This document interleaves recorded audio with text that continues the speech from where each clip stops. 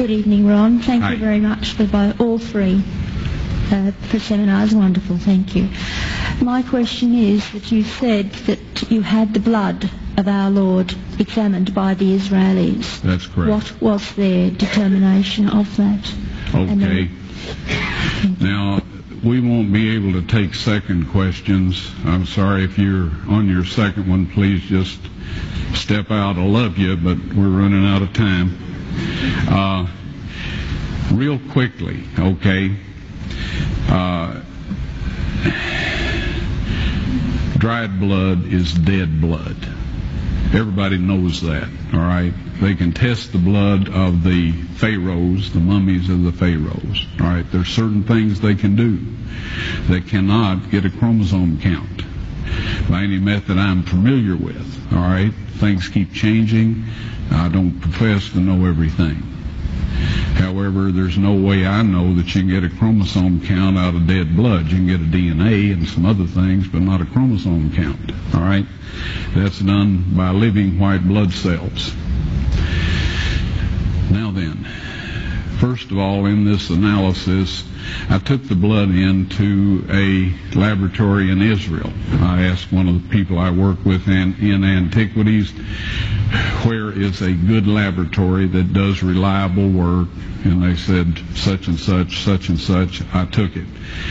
I just said, please examine this blood and tell me what you can tell me about it. All right? They said, well, look, we're going to reconstitute it. We're going to put it in normal saline and keep it at body temperature for 72 hours with gentle swirling. All right? That's their business. That's great. I said, now I want to be there when you check it out. They said, fine. So I was back. They checked it out. I said, now, they said it's human blood. We can tell that. They did whatever tests they need to do. And then I said, take some of the white blood cells and put them in a growth medium and keep them at body temperature for 48 hours. And they said, well, that'll do no good because it's dead blood. I said, would you please do that for me? And they said, okay, we'll do it. So anyway, I said, I want to be there when you take it out and examine it.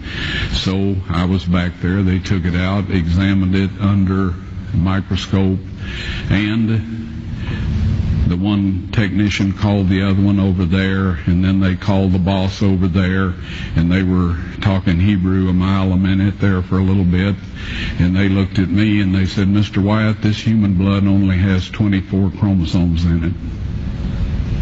Everybody else has 46. You see, 23 from your mother, 23 from your father, 22 autosomes from your mother, 22 autosomes from your father.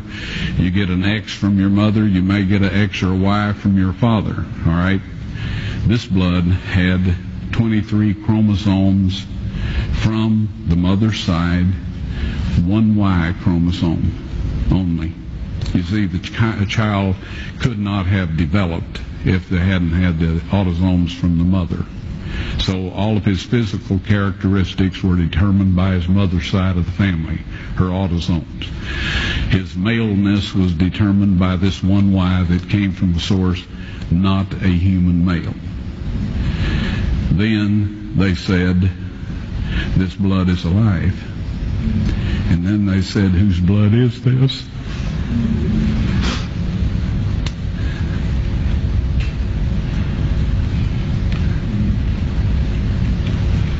I said, it's the blood of your Messiah.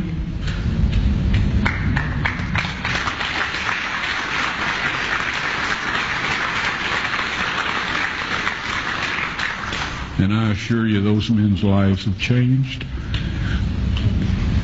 You're welcome.